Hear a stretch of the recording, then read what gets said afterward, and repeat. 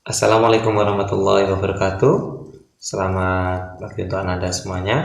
Kembali lagi dalam pembelajaran IPA bersama Pak Awad. Di video kali ini Pak Awad akan menjelaskan tentang materi klasifikasi materi dan perubahan materi untuk sub materi sistem periodik unsur atau SPU. Bersama saya Awad Warta. Ya baik, untuk Anda semuanya, apa sih sebenarnya periodik unsur itu? Sebelumnya Anda sudah mengenal unsur melalui bab unsur, senyawa, dan campuran. Kita mengenal lebih jauh tentang apa itu sebenarnya unsur. Oke, coba kita mengenal lebih dahulu tentang sejarah lambang dan unsur. Untuk Anda semuanya ya.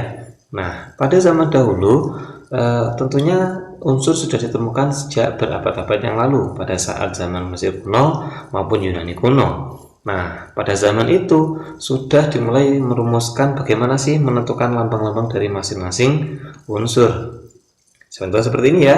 Jadi kalau emas dilambangkan dengan lambang lingkaran, besi, tembaga, perak, dan seterusnya. Oh, ternyata pada zaman Mesir dan Yunani kuno sudah ditemukan ya unsur-unsur itu sudah bisa membedakan. Oh, ternyata ini unsur, ternyata ini bukan. Nah, ternyata sudah tahu dari zaman dahulu kala. Nah, tapi tidak sebanyak sekarang. Berkembangnya waktu karena sudah tidak efektif dalam penulisan lambangnya ya, karena kesulitan nanti kalau seperti ini ya lambangnya, apalagi ini kan besi dan tembaga ini kan kalau di biologi pasti untuk bermakna yang lain.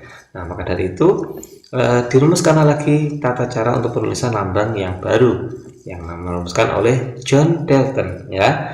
John Dalton yang merumuskan teorema atom pertama ya, teori atom, bentuk atom yang pertama, merumuskan untuk lambang-lambang unsur seperti ini ya, bentuk lingkaran dengan lambang-lambang yang di tengahnya, oksigen, hidrogen, karbon, belerang, fosfor, dan seterusnya dengan lambang masing-masing. Nah, akan tetapi semakin lama ditemukan unsur-unsur yang lain, semakin banyak unsur-unsur yang ditemukan di alam semesta ini, sehingga penggunaan penamaan rumus, penamaan simbol unsur seperti yang dibuat oleh John Dalton ini tidak efektif lagi, sehingga dibuatlah tata cara penulisan unsur yang universal. Akhirnya pada tahun 1814 Johannes Jacob Berzelius ya ini mengemukakan cara penulisan unsur dengan menggunakan nama Latin unsur tersebut. Nah, jadi menggunakan nama unsur Latin di awalnya nanti digunakan sebagai lambang unsur tersebut. Akan tapi tentunya sangat banyak sekali unsur ya, sehingga pasti akan ada huruf abjad yang nanti hampir sama di depannya, sehingga ada juga penulisannya. Nah, unsurnya diambil caranya ya, unsurnya diambil dengan nama Latin atau nama penemu unsur. Ya, nanti tentang unsur itu akan dinamakan apa. Huruf paling depan ditulis kapital, apabila ada huruf selanjutnya, karena ada penamaan huruf yang sama, semisal sama-sama C, sama-sama A awalnya, maka huruf setelahnya adalah ditulis huruf kecil, seperti itu. Jelasnya seperti ini. Nah, setiap unsur dilambangkan dengan satu huruf, atau dua huruf, atau tiga huruf, tergantung di awalnya ya. Huruf awal ditulis kapital atau huruf besar. Untuk unsur yang memiliki huruf awal sama diberi satu huruf kecil. Nah, tadi ya huruf yang kedua tadi ya. Saya berikan contoh. Nah, karbon nama latinnya adalah karbon dengan menggunakan C, dilambangkan dengan C besar. Kalsium nama latinnya kalsium, sama-sama C. Karena karbon ditemukan lebih awal daripada kalsium, maka yang menggunakan huruf C atau lambang C ya, simbol C adalah karbon, dan kalsium tidak bisa menggunakan C karena C sudah dipakai karbon, maka kalsium dilambangkan dengan Ca. Seperti itu ya, karena sudah dipakai ya, karena C sudah dipakai oleh karbon, maka kalsium harus mengalah, saya pakai Ca, seperti itu ya. Sekarang untuk Anda semuanya, nah kalau sudah tahu lambang-lambang unsur, kira-kira di alam semesta ini ada unsur apa saja ya? Banyak sekali. Nah, kita coba kenalan dulu dengan unsur-unsur yang memiliki lambang dengan satu huruf saja, gitu ya. Jadi unsur-unsur ini hanya memiliki satu huruf saja. Ini nama Indonesianya, ya. Lalu ini nama Latinnya, dan ini unsurnya apa? Oke. Ada hidrogen dengan nama latinnya hydrogenium, lambangnya adalah H, satu huruf saja ya. Karbon ternyata C ya, karena nama latinnya adalah carbonium, jadi namanya adalah C. Mungkin yang Ananda tidak terlalu kenal ya, dan mungkin belum tahu ya, ada yang namanya belerang ya, biasanya ada di gunung-gunung gitu ya, warna kuning-kuning. Nah, ternyata belerang itu lambang unsurnya bukan B. Nah, bukan B ya, karena B itu ternyata boron, bukan belerang. Karena nama Latin dari belerang adalah sulfur, maka lambangnya adalah S, mengikuti dari nama latinnya. Itu ya. Ini adalah beberapa contoh unsur dengan penggunaan lambangnya satu huruf.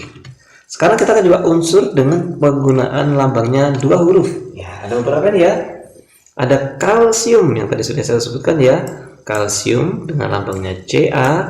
Lalu yang mungkin beberapa yang Anda kenal adalah tembaga ya. Ternyata tembaga lambangnya bukan Te gitu ya. Bukan, lambangnya bukan Te, tapi ternyata Cu. Karena tembaga nama artinya adalah cuprum. Seperti itu ya. Dan ini nih, nah ini yang paling kalian kenal ya, pasti tahu, perak, aluminium, dan emas. Ternyata lambangnya bukan Pe, bukan Al dan Ae gitu ya, atau mungkin E gitu ya, tidak. Nah, yang betul aluminium, karena memang aluminium nama latinnya sama juga aluminium, sehingga lambangnya Al. Tapi perak ternyata nama latinnya adalah argentum, dan emas nama latinnya adalah aurum. Nah, apakah harus dihafal semuanya? Tidak dulu dong sekarang. Nah, yang penting Anda tahu, oh ternyata beberapa unsur yang ada di sekitar kita itu punya lambang seperti itu. Maka itu nanti kalau ada toko emas AU gitu ya, tidak usah bingung ini toko emas apa. Nah, ternyata AU itu adalah lambang dari unsur emas. Next, kita ke unsur dengan hurufnya adalah 3. Ya, tidak banyak ya, hanya 4 saja. 4 unsur dengan lambang 3 huruf gitu ya. Jadi seperti itu. Ini rata-rata adalah unsur yang ditemukan secara sintetis oleh manusia ya. Jadi dari atom-atom dicoba merekayasa unsur sehingga ditemukanlah unsur-unsur yang baru ini. Dan sifatnya rata-rata tidak stabil ya. Jadi ini untuk unsur-unsur ini rata-rata sifatnya tidak stabil. Baik, itu Anda untuk unsur-unsur dengan lambangnya, baik itu yang satu huruf, 2 huruf maupun 3 huruf. Next, saya kenalkan dengan nomor atom. Apa sih nomor atom itu? Setiap unsur yang ada di alam ini selalu memiliki bentuk atom yang berbeda. Ya, saya berikan contoh. Ya, ini hidrogen. Jadi bentuk atomnya ini namanya adalah inti atom. Ini adalah yang mengelilingi atom. Inti atom disebut sebagai proton dan neutron, yang mengelilingi atom ini disebut sebagai elektron. Oke, kita tidak membahas jauh dulu ya. Yang penting Anda tahu, karena nanti di kelas 9 akan dibahas lebih jauh tentang apa itu sebenarnya proton, elektron, dan neutron. Sekarang Anda cukup tahu saja. Nah, kalau hidrogen bentuknya seperti ini, yang mengelilingi atau elektronnya 1. Kalau karbon ya, C untuk karbon ya, karbon yang mengelilingi lebih banyak lagi, aluminium lebih banyak, emas lebih banyak, dan uranium sangat banyak. Ternyata unsur-unsur itu apabila dipecah ya, karena kita tahu ya, unsur itu adalah zat tunggal yang penyusunnya itu sama, atomnya semuanya sama. Nah, kalau dipecah ternyata atomnya semuanya seperti ini. Nah, karena unsur-unsur itu ternyata banyak sekali di alam dan bentuknya atomnya bermacam-macam, maka perlu diklasifikasikan ya, perlu dikelompok-kelompokkan. Oh, ternyata hidrogen di sini, karbon di sini. Nah, dari jumlah elektron atau jumlah yang mengelilingi inti atom ini ya, bagian penyusun unsurnya ini bisa diklasifikasikan menjadi beberapa tabel dan beberapa klasifikasi, beberapa tingkatan dengan menggunakan nomor atom. Jadi nomor atom adalah simbol dari unsur kimia yang menandakan jumlah proton di dalam inti atom ya. Jadi seperti ini. Kalau tadi helium, ini contoh helium ya. Nah, helium itu memiliki inti atomnya ya ada 2 gitu ya, elektronnya ada 2. Nah, lalu di sini ditulis 4. Apa maksudnya 4 itu nomor atomnya? Gitu ya. Ini nomor massa namanya ya. Ini nomor massa itu 4, tapi kita tidak pakai ini ya. Jadi yang kita pakai itu adalah nomor atomnya. Ini ya, 2. Jadi 2 ini adalah helium. Jadi helium, nanti kalau Anda tahu, helium ini nanti akan memiliki nomor atom 2. Dan dari nomor 2 ini nanti akan menentukan posisi helium di dalam sistem periodik unsur. Yuk coba kita lihat gimana sih tabel periodik unsur ini. Nah, ini dia ya. Jadi inilah tabel periodik unsur. Kita tahu tadi kalau hidrogen elektron atau yang mengelilingi atom 1, helium 2. Ternyata kalau disusun 3, 4 sampai seterusnya, ternyata unsur dengan elektron atau yang mengelilingi terbanyak itu adalah 118. Jadi di dunia ini hanya ada 118 unsur saja dengan sifatnya masing-masing seperti itu. Oke, saya dibantu. Ya, jadi seperti itu ya.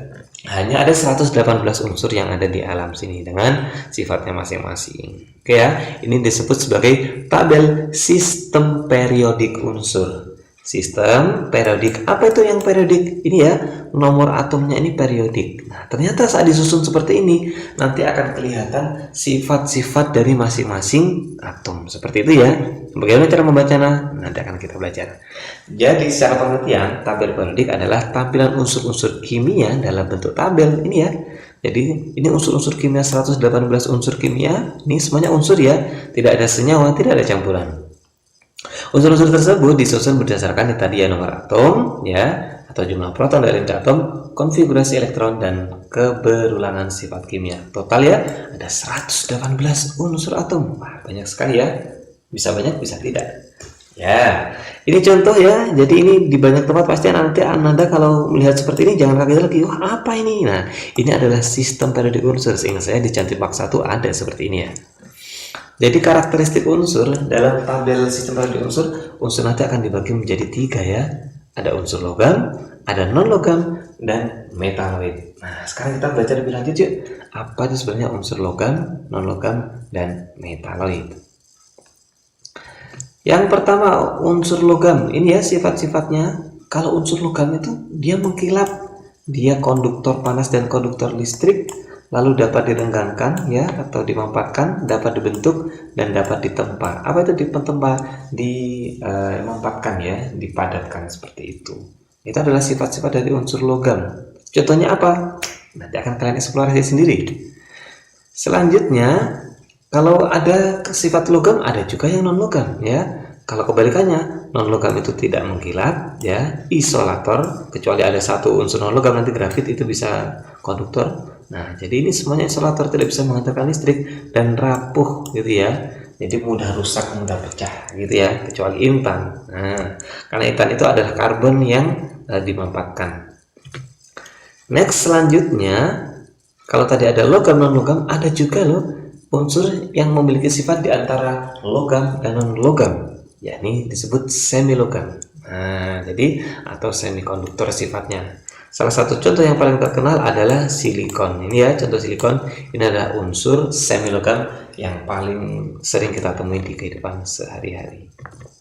Oke, untuk Anda semuanya, kalau Anda mau mengenali lebih jauh tentang sistem periodik unsur, Anda bisa menggunakan klik link yang ada di bawah ini. Nanti Anda akan melihat langsung bagaimana tabel periodik unsur dan mengenal lebih jauh tentang sifat-sifat karakteristik dari masing-masing unsur. Terima kasih. Sekian dari Pak Wat. Semoga menjadi keterangan yang bermanfaat. Selamat bereksplorasi. Mohon maaf apabila ada kurang berkenan.